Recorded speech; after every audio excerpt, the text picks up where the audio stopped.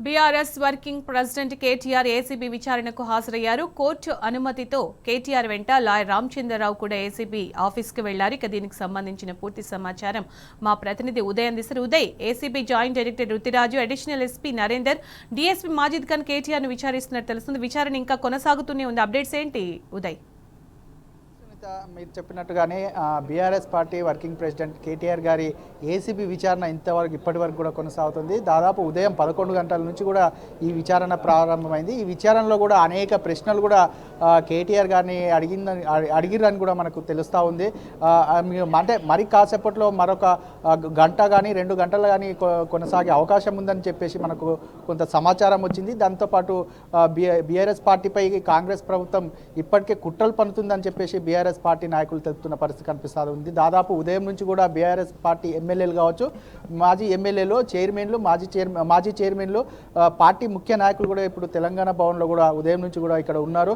ప్రస్తుతం అంతా పాటు బీఆర్ఎస్ పార్టీ నాయకులు ఉన్నారు. వారి మాటల్లోనే తెలుసుకుందాం. అన్న చెప్పండి, కాంగ్రెస్ పార్టీ కుట్రలు కూడా బీఆర్ఎస్ పార్టీపై చేస్తున్న పరిస్థితి కనిపిస్తూ ఉంది. మరోపక్క కూడా BRS party working president KTR గారిపై కావాలనే ఏసీబీ విచారణ పేరుతో కూడా ఇబ్బందులు గురి చేస్తుందని అనుకోవచ్చా? డెఫినెట్గా ఈరోజు అది ఏసీబీ అంటే యాంటీ కరప్షన్ బ్యూరో ఉండాల్సింది, కానీ అది యాంటీ కాంగ్రెస్ బ్యూరోగా కొనసాగుతుంది. కాంగ్రెస్ పార్టీకి ఈరోజు గతంలో వాళ్ళు ఇచ్చినటువంటి హామీలు ఏదైతే ఉన్నాయో, వాళ్ళు హామీలు ఇచ్చి ప్రజల్ని మోసం చేసి గద్దెనెక్కినటువంటి కాంగ్రెస్ పార్టీని ప్రశ్నిస్తున్నటువంటి గొంతులని అణచివేయాలనే కుట్రలో భాగంగానే ఇట్లా అక్రమ కేసులు పెడుతున్నారు. ఈరోజు ఫార్ములా ఈకి సంబంధించి హైదరాబాద్ ఇమేజ్ పెంచడానికి కోసం ఆ ఈవెంట్ కండక్ట్ చేశారు. ఒకసారి దాన్ని దాదాపు 190 దేశాల్లో 50 కోట్ల మంది వీక్షకులు దాన్ని చూసినటువంటిది. ఈ బ్రాండ్ భారతదేశంలోనే ప్రతిష్టాత్మకంగా మొదటిసారి ఈ వెహికల్కి సంబంధించినటువంటి ఫార్ములా ఈ రేస్ పెట్టడం జరిగింది. దాని ద్వారా ఇక్కడ పెట్టుబడులు వచ్చినాయి, 12,000 కోట్ల పెట్టుబడులు వచ్చినాయి. ఈ రాష్ట్రానికి ప్రయోజనం చేకూరింది. జీఎస్టీ ద్వారా దాదాపు ప్రభుత్వం ఆ రోజు 10-12 కోట్లు పెడితే హెచ్ఎండిఏ ద్వారా ప్రభుత్వానికి దాదాపు 70 కోట్ల పైచిలకు జీఎస్టీ ఆదాయం వచ్చింది అదనపుగా. ఈరోజు ఇవన్నీ కూడా పక్కకు పెట్టి ఈరోజు అసలు జరిగినది ఏంది ఫార్ములా ఈ రేస్లో? గతంలో ఉన్నటువంటి ఒక స్పాన్సర్ తప్పుకుంటే ఆ స్పాన్సర్ ప్లేస్లో హెచ్ఎండిఏ స్పాన్సర్ చేయొచ్చు. హెచ్ఎండి యాక్ట్లో స్పష్టంగా ఉంది, ఇలాంటి స్పోర్టింగ్ ఈవెంట్ కావచ్చు, హైదరాబాద్ బ్రాండ్ ఇమేజ్ పెంచడం కోసం కావచ్చు స్పాన్సర్ చేయొచ్చు అనేది స్పష్టంగా ఉన్నప్పుడు ఆ శాఖ మంత్రిగా కేటీఆర్ గారు నిర్ణయం తీసుకుంటే ఎప్పుడు అది అక్కడ కేటీఆర్ గారికి వచ్చింది నోట్ ఫైల్ ఎప్పుడు? సెప్టెంబర్ 27 తారీఖు నోట్ ఫైల్ వచ్చింది. వచ్చిన తర్వాత నోట్ ఫైల్ క్లియర్ చేయడంతో తర్వాత ప్రాసెస్ అనేది మొత్తం కూడా అధికారులు చూసుకుంటారు. ఈరోజు ఆర్బీఐ రూల్స్ పాటించలేరా లేదా, లేకపోతే ఈ ఏదైతే ఫాలో అప్ యాక్షన్స్ ఏవైతే ఉంటాయో ఒకసారి నిర్ణయం తీసుకున్న తర్వాత ఫాలో అప్ యాక్షన్స్ ఏమి ఉన్నా కానీ అధికారులు చూసుకోవాలి. ఒక పాలసీ డిసిషన్ మాత్రం కేటీఆర్ గారు తీసుకున్నారు. దాంట్లో ఈరోజు అన్నిటినీ మొత్తం కూడా కలగలిపి అధికారులు ఏదో చిన్న అది కూడా ఎక్కడ కూడా ఇల్లీగల్ కాదు, ఇర్రెగ్యులారిటీస్ ఉంటాయి. ఇట్లా ప్రభుత్వంలో జరిగే దాంట్లో వాళ్ళు మొన్న ఏఐ సమిట్ పెట్టిర్రు. ఈ రాష్ట్ర ప్రభుత్వం కాంగ్రెస్ ప్రభుత్వం ఏఐ సమిట్ పెట్టింది. ఆ ఏఐ సమిట్కి దాదాపు 9,45,00,000 వెచ్చించింది. దానికి ఈరోజు ఏమన్నా క్యాబినెట్ ఆమోదం ఉన్నాయా? దాంతో ప్రజలకు ఏం ప్రయోజనం చేకూరింది?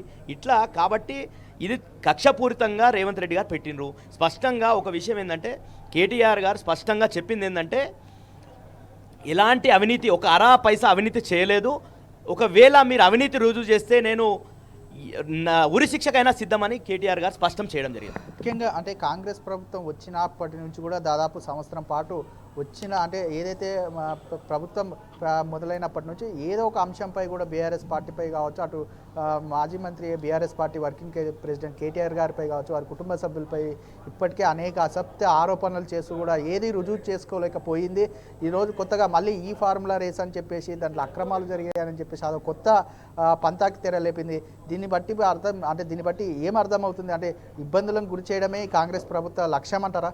డెఫినెట్గా అదే కనిపిస్తుంది. ప్రజలందరూ కూడా తెలంగాణ ప్రజలందరూ కూడా అర్థమవుతుంది ఏంటంటే ఈరోజు ప్రజల పక్షాన వాళ్ళు ఇచ్చినటువంటి హామీలు అమలు చేయమని చెప్పి రైతులకు రైతు భరోసా ఇవ్వమని చెప్పేసి, అదేవిధంగా నిరుద్యోగులకు ఉద్యోగాలు ఇవ్వని, హాస్టల్ పిల్లలకు మంచి సౌకర్యాలు కల్పించాలని చెప్పేసి, ఆశా వర్కర్లకు వాళ్ళకి ఇచ్చినటువంటి హామీలు నెరవేర్చాలని, ఈ ప్రతి విషయంలో ఆటో కార్మికులకు వాళ్ళు ఇచ్చినటువంటి హామీలు, వాళ్ళు ఏదైతే కాంగ్రెస్ ప్రభుత్వం ఇచ్చినటువంటి హామీలు ఉన్నాయో 420 హామీలు, ఆ హామీలకు సంబంధించి కేటీఆర్ గారు గట్టిగా వాయిస్ రేపుతున్నాడు, ప్రజల్ని చైతన్యవంతం చేస్తుండు.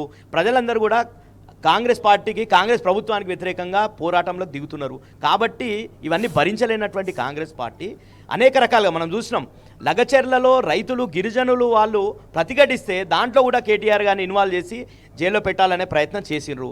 అదేవిధంగా వాళ్ళ కుటుంబ సభ్యుల్లో వాళ్ళ బావమరిది గారు ఒక గృహప్రవేశం చేసుకొని ఒక చిన్న దావత్ చేస్తే దాన్ని రేవ్ పార్టీ అన్నారు, డ్రగ్స్ పార్టీ అన్నారు, ఏం కూడా చేయలేకపోయారు. ఇళ్ళని రైడింగ్ చేసిర్రు. రైడింగ్లో ఏం దొరికింది? ఒక మిల్లీగ్రామ్ అన్న ఏమైనా దొరికిందా? ఏం దొరకలేదు. ఇట్లా ఎన్నో కుట్రలు. ఒక్కటే కాదు, కాళేశ్వరం అన్నారు, 1,00,000 కోట్లు అన్నారు. ఈరోజు ఎంతకు వచ్చింది? ఈరోజు పరిస్థితి ఏంది?